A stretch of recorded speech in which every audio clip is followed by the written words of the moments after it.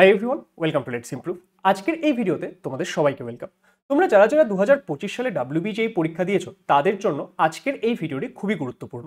এখানে আমরা ডিসকাস করতে চলেছি যে ডাব্লিউবিজেই 2025-এর এক্সপেক্টেড মার্কস ভার্সেস র্যাঙ্ক কি হতে পারে।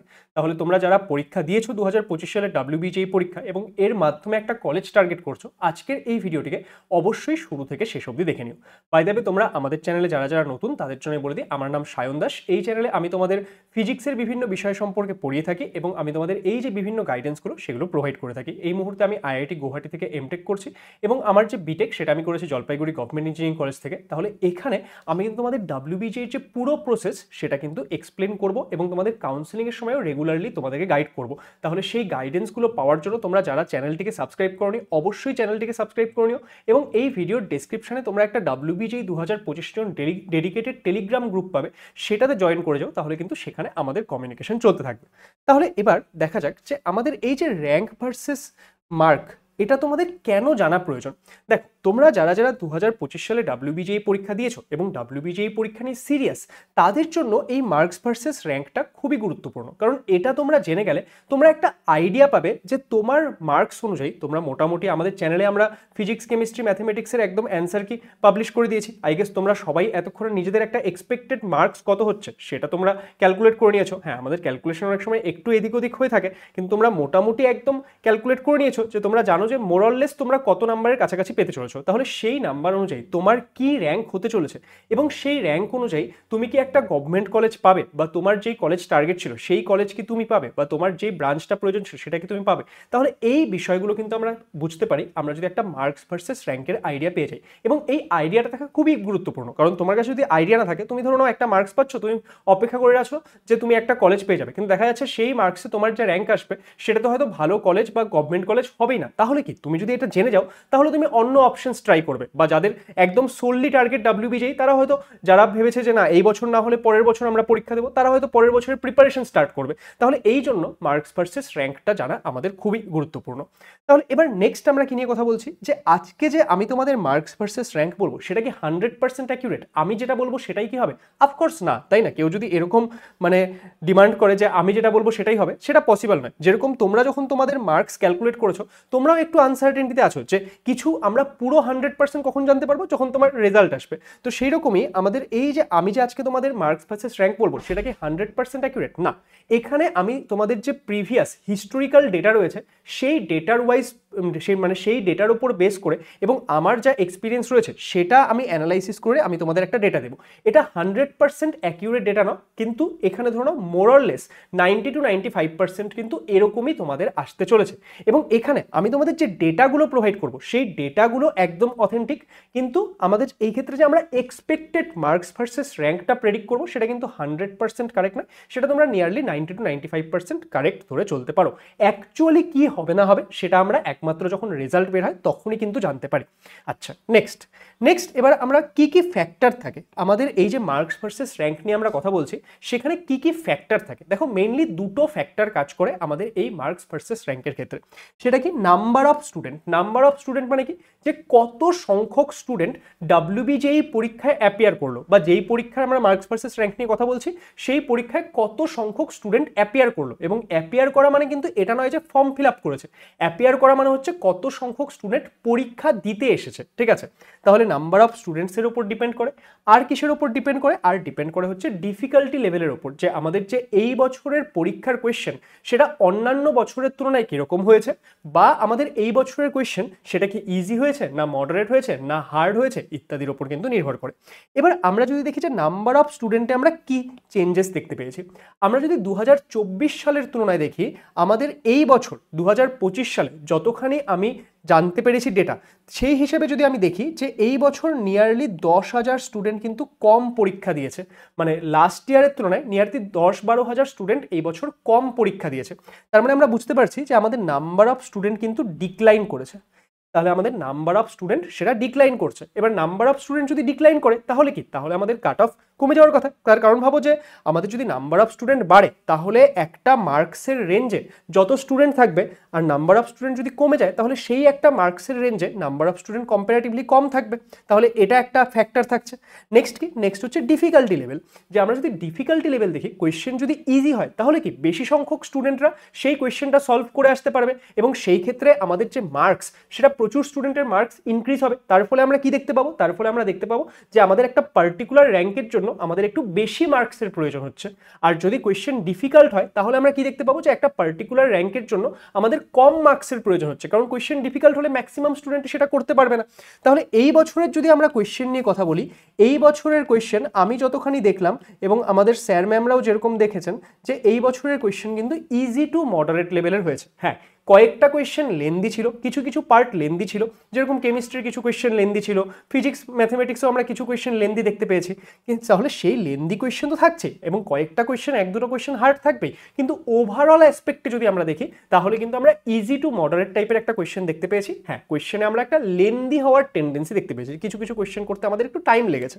তাহলে এই যে এই দুটো জিনিস কিন্তু এই বছর আমরা দেখতে পেয়েছি। তাহলে এই বছর আমরা কি দেখলাম, আমাদের নাম্বার অফ স্টুডেন্ট ডিক্রিজ করেছে। তাহলে নাম্বার অফ স্টুডেন্ট ডিক্রিজ করলে কি কাট অফ একটু কমার কথা, আবার আমাদের যে কোয়েশ্চেন সেটা কিন্তু একটু ইজি হয়েছে। তাহলে কোয়েশ্চেন যদি একটু ইজি হয় তাহলে আবার কাট অফ ইনক্রিজ হওয়ার কথা। তাহলে এই পুরো বিষয়টা মিলে কি হতে পারে সেটা চলো আমরা একটু প্রেডিক্ট করার চেষ্টা করি। দেখো, আমি 2024 সালের ডেটা এখানে দেখছি। ওকে, যে 2024 সালে আমাদের কত মার্কসের কত কি র্যাঙ্ক এসেছিল। দেখো, 2024 সালে আমাদের 140 প্লাস মার্কসে আন্ডার 50 র্যাঙ্ক হয়েছিল। 115 প্লাস মার্কসে 210-এর মধ্যে র্যাঙ্ক হয়েছিল। আমাদের কি, আমাদের 100 প্লাস মার্কসে নিয়ারলি 460 বা 450-র মধ্যে র্যাঙ্ক হয়েছিল। তারপর 97 প্লাস মার্কসে আমাদের 550 বা 550-র মধ্যে র্যাঙ্ক হয়েছিল। 90 প্লাস মার্কসে আমাদের আন্ডার 800 র্যাঙ্ক হয়েছিল। তারপর 83 প্লাস মার্কসে আমাদের আন্ডার 1250 র্যাঙ্ক হয়েছিল এবং 75 প্লাস মার্কসে আমাদের আন্ডার 2000 র্যাঙ্ক হয়েছিল। তো তোমার র্যাঙ্ক যদি এরকম রেঞ্জে থাকছে তাহলে তুমি কনফার্ম যে তুমি যাদবপুরে একটা ভালো তুমি পেয়ে যাবে ব্রাঞ্চ, বা ধরো নাও তুমি একটা ভালো গভর্নমেন্ট কলেজে একদম টপ ব্রাঞ্চ পেয়ে যাবে তোমার র্যাঙ্ক যদি এরকম রেঞ্জের থাকে। এবার আমরা একটু দেখবো যে যাদের মার্কসটা এর থেকে একটু কম রয়েছে। বাই দ্য ওয়ে, এটা কিন্তু লাস্ট ইয়ারের ডেটা। এবার এই বছর কি হতে চলেছে সেটা নিয়ে আমরা একটু পরে কথা বলছি, আমরা একটু বুঝে দেখার চেষ্টা করছি এই বছর কি হতে পারে। তার আগে আমি তোমাদের একটা কথা বলে নিই যে তোমরা যারা যারা ইঞ্জিনিয়ারিং টার্গেট করছো তাদের সবার কি ইঞ্জিনিয়ারিংয়ে আপকামিং ফিল্ডে আমরা কি করতে পারি বা আমাদের বড় বড় কলেজে কি হচ্ছে সেগুলো জানা খুবই প্রয়োজন। তার কারণ কি, তাহলে তোমরা বুঝতে পারবে যে তোমরা কম্পিটিটিভ জোনে কোথায় স্টে করছো বা তোমাদের কি কি বিষয় করা প্রয়োজন। তো সেই জন্য আমার কিন্তু আরেকটা চ্যানেল রয়েছে, সেটার নাম হচ্ছে সায়ন দাস IITG। এখানে আমি আমাদের IIT গুয়াহাটিতে কি হচ্ছে না হচ্ছে বা তোমাদের আপকামিং ফিউচারে যে ধরে নাও যারা এখন ইঞ্জিনিয়ারিং যাবে তারা পরবর্তী সময় গেট এক্সাম দেবে, তো গেট এক্সাম রিলেটেড কি হচ্ছে না হচ্ছে বা কিভাবে প্রিপারেশন করা উচিত বা যারা টপ করছে তারা কিভাবে কি করছে ইত্যাদি আরো বিভিন্ন কিছু এই চ্যানেলে আমি আপলোড করে থাকি। তাহলে তোমরা যারা যারা এই চ্যানেলটি সাবস্ক্রাইব করোনি আমি প্রত্যেককে সাজেস্ট করবো যে এই চ্যানেলটি অবশ্যই সাবস্ক্রাইব করে নিও। এখানে আমি প্রচুর ব্লগসও আপলোড করি, যেরকম দেখো এখানে আমি একটা IIT গুয়াহাটির ক্যাম্পাস ট্যুর আপলোড করেছি। তোমরা যারা ভিডিওটা দেখোনি একবার ভিডিওটা দেখবে, তারপর তোমরা বুঝতে পারবে যে ভিডিওটা কি রয়েছে। এরকম আমি প্রচুর ব্লগসও আপলোড করি। তাহলে এগুলো তোমাদেরকে পড়াশোনার জন্য মোটিভেটেডও রাখবে এবং এখান থেকে তোমরা প্রচুর ইনফরমেটিভ জিনিসও পেয়ে যাবে। তাহলে যারা যারা ইঞ্জিনিয়ারিং লাইনে যাচ্ছ অবশ্যই অবশ্যই এই চ্যানেলটাকে সাবস্ক্রাইব করে রাখা কিন্তু আমি সাজেস্ট করব। নেক্সট দেখো, এবার আমাদের 72 প্লাস মার্কসে যদি আমরা 2024 সালে দেখি নিয়ারলি আমাদের আন্ডার 2500 র্যাঙ্ক হয়েছিল। 65 প্লাস মার্কসে আমাদের আন্ডার 4000 মতো র্যাঙ্ক হয়েছিল। আমরা যদি 55 প্লাস মার্কসে আসি আন্ডার 6500। এবার এখানে 50 প্লাস মার্কসে আন্ডার 10000। এবার দেখো তোমরা একটা প্যাটার্ন লক্ষ্য করতে পেরেছো কিনা। 45 প্লাস মার্কসে আন্ডার 15000, 42 প্লাস মার্কসে আন্ডার 20000। কি প্যাটার্ন দেখতে পাচ্ছি স্যার? খুব ভালো করে নোটিস করো যে এখানে যখন আমরা টপ র্যাঙ্কগুলোর কথা বলছিলাম তুমি দেখো যে 140 থেকে 115 নিয়ারলি 25 মার্কসের ডিফারেন্স। 25 মার্কসের ডিফারেন্সে আমাদের র্যাঙ্কের রেঞ্জটা নিয়ারলি 100 থেকে 150-এর মতো ভ্যারি করছে। আমরা যদি এখানেও আসি দেখো আমাদের 100 মার্কসে নিয়ারলি 460, 97 প্লাস মার্কসে আমাদের কত হচ্ছে 97 প্লাস মার্কসে আন্ডার 550। তার মানে 3 মার্কসের ডিফারেন্সে আমাদের নিয়ারলি 80 থেকে 90 মতো র্যাঙ্কের রেঞ্জে কি হচ্ছে ভ্যারি হচ্ছে। আমরা যদি এখানে দেখি যে 83 প্লাস মার্কসে আমাদের 1250, 75 প্লাস মার্কসে আন্ডার 2000, মানে এখানে 8 মার্কসের চেঞ্জে কি হচ্ছে আমাদের এই ক্ষেত্রে মোটামুটি 600-700 র্যাঙ্কের এক্ষেত্রে ডিফারেন্স হচ্ছে। কিন্তু তোমরা যদি এখানে দেখো যে আমাদের 60 প্লাস মার্কসে আন্ডার 5000, 55 প্লাস মার্কসে আন্ডার কত হচ্ছে আন্ডার 6500। তার মানে এইখানে 5 মার্কসের ডিফারেন্সে কি হয়ে যাচ্ছে তোমার নিয়ারলি 1500 র্যাঙ্কের চেঞ্জ হচ্ছে। তুমি যদি আরেকটু লোয়ার রেঞ্জে দাও, দেখো এখানে 50 থেকে 45, এখানেও 5 মার্কসেরই চেঞ্জ, কিন্তু এখানে 5 মার্কসের চেঞ্জে তোমার 5000 র্যাঙ্কের চেঞ্জ হচ্ছে। তাহলে বুঝতে পারছো যে র্যাঙ্ক অ্যান্ড মার্কসটা কিভাবে কাজ করে। এখানে দেখো 3 মার্কসের চেঞ্জে 5000 র্যাঙ্কের চেঞ্জ হচ্ছে, যেটা আমরা একটু আগে দেখলাম আমাদের কি এখানে দেখো এখানে আমাদের 3 মার্কসের চেঞ্জে নিয়ারলি 90 এর মতো র্যাঙ্ক চেঞ্জ হচ্ছে, আর ওখানে আমাদের 3 মার্কসের চেঞ্জে 5000 র্যাঙ্কের চেঞ্জ হচ্ছে। তাহলে এটা হচ্ছে ফ্যাক্টর, যখন তোমার মার্কসটা হায়ার থাকবে, যখন তুমি একটা হায়ার র্যাঙ্কের দিকে থাকবে, তখন তোমার কি তখন তোমার অল্প মার্কসের চেঞ্জে র্যাঙ্কটাও অল্প চেঞ্জ হবে। কিন্তু যখন তোমার মার্কসটা কমে আসতে থাকবে তখন কি হবে বলতো, তখন সেই রেঞ্জের মধ্যে মানে অল্প একটু মার্কসের চেঞ্জে প্রচুর র্যাঙ্কের ডিফারেন্স হবে। তো এই জন্য এখানেই হচ্ছে নাম্বার অফ স্টুডেন্ট অ্যান্ড আমাদের যে কোয়েশ্চেনের ডিফিকাল্টি লেভেল সেটা ফ্যাক্টর করে। দেখো তাহলে কোয়েশ্চেনের ডিফিকাল্টি লেভেল যেহেতু আমরা দেখতে পেয়েছি এই বছর একটু ইজি টু মডারেট হয়েছে, তাহলে স্বাভাবিকভাবেই বেশি সংখ্যক কোয়েশ্চেন কিন্তু স্টুডেন্টরা করে আসতে পেরেছে এই বছর। তাহলে সেই ক্ষেত্রে আমাদের যে এই টপ র্যাঙ্কগুলো সেগুলোর জন্য কিন্তু আমরা একটু মার্কসের ইনফ্লেশন দেখতে পাবো। মানে কি, মানে ধরুন আগের বছর আমাদের 140+ মার্কসে আন্ডার 50 র্যাঙ্ক হয়েছিল, এবার হয়তো আমরা আরেকটু বেশি মার্কস দেখতে পাবো। ধরুন আমাদের 100+ র্যাঙ্কে আগের বছর 450 মতো, এক্ষেত্রে 450-র মধ্যে র্যাঙ্ক হয়েছিল, এইবার 450-র মধ্যে র্যাঙ্ক হওয়ার জন্য আমরা হয়তো আরেকটু বেশি মার্কস দেখতে পাবো। তার কারণটা কি, যেহেতু কোয়েশ্চেনটা একটু ইজি হয়েছে, বুঝতে পারছো যারা টপ র্যাঙ্কের দিকে রয়েছে তাদের কি তাদের সবারই প্রিপারেশন ভালো ছিল, তাহলে সেই ক্ষেত্রে তাদের যদি একটু ইজি কোয়েশ্চেন তারা পেয়ে যায়, তারা কিন্তু অনেক বেশি সংখ্যক কোয়েশ্চেন করে আসবে। তাহলে এই ক্ষেত্রে আমরা যখন টপ র্যাঙ্কগুলোর দিকে কথা বলছি, ধরো নাও আগের বছর 83+ মার্কসে কত র্যাঙ্ক হয়েছিল, 1250-এর মধ্যে র্যাঙ্ক হয়েছিল। এই বছর হয়তো আমরা দেখতে পাবো যে 83+ র্যাঙ্কে হয়তো আন্ডার 1500 র্যাঙ্ক হচ্ছে, বা 1250-এর মধ্যে র্যাঙ্ক করার জন্য হয়তো আমাদের 83 এর জায়গায় 85, 86 এরকম মার্কসের দরকার হচ্ছে। ধরো আমাদের আগের বছর 97+ মার্কসে আন্ডার 550 র্যাঙ্ক ছিল, তাই না? কিন্তু এই বছর হয়তো আমরা 550 র্যাঙ্কের জন্য হয়তো আমাদের এখানে 100+ র্যাঙ্কের দরকার, মানে মার্কসের দরকার হচ্ছে। তাহলে এই জিনিসটা এখানে আমরা দেখতে পাবো। আর এই যে আমাদের একটু যখন আমরা পিছের দিকে আসছি, এখানে কি হচ্ছে বলো তো, এখানে হচ্ছে ম্যাক্সিমাম স্টুডেন্ট লাই করে। তুমি ভাবো টপার কতজন হবে, টপারের তুলনায় আমাদের যে অ্যাভারেজ রেঞ্জটা সেখানে ম্যাক্সিমাম স্টুডেন্ট থাকবে। এবং এখানে সব থেকে বড় ফ্যাক্টরটা কি বলতো, এখানে সব থেকে বড় ফ্যাক্টরটা হচ্ছে এই নাম্বার অফ স্টুডেন্ট। কারণ ডিফিকাল্টি লেভেল তো আমরা দেখে নিলাম, ডিফিকাল্টি লেভেল থেকে হয়তো আমাদের এখানেও স্টুডেন্টরা যারা করেছে তাদের 1-2 মার্কস করে ইনক্রিজ হবে। ধরুন আমরা এখানে বলতে পারছি আগের বছর 72+ মার্কসে আন্ডার 2500 র্যাঙ্ক হয়েছিল, এবার হয়তো আন্ডার 2500 র্যাঙ্কের জন্য আমরা মোটামুটি 74+ মার্কস দেখতে পাচ্ছি বা 73+ মার্কস দেখতে পাচ্ছি, এটা একটা এক্সপেক্টেড। কিন্তু এই ক্ষেত্রে আমাদের কি হবে বলতো, এখানে তোমাদের যে নাম্বার অফ স্টুডেন্টটা সেটা অনেক বেশি ফ্যাক্টর তৈরি করবে। তার কারণ ভাবো যে আমাদের এই 72 to 65 তার মাঝখানে দেখো 1500 স্টুডেন্ট ঢুকে আছে। তো এবার যেহেতু নাম্বার অফ স্টুডেন্ট একটু হ্রাস পেয়েছে, তাহলে এই ক্ষেত্রে কি, এই ক্ষেত্রে আমরা হয়তো এই যে মার্কসের ইনফ্লেশনটা, সে মানে মার্কসের ইনফ্লেশন অল্প দেখতে পেলেও এখানে হয়তো তোমরা খুব একটা র্যাঙ্কের যে চেঞ্জ সেটা দেখতে পাবে না। তার কারণ কি বলো, তার কারণ হচ্ছে নাম্বার অফ স্টুডেন্ট সেটা একটু কমেছে, তাই না?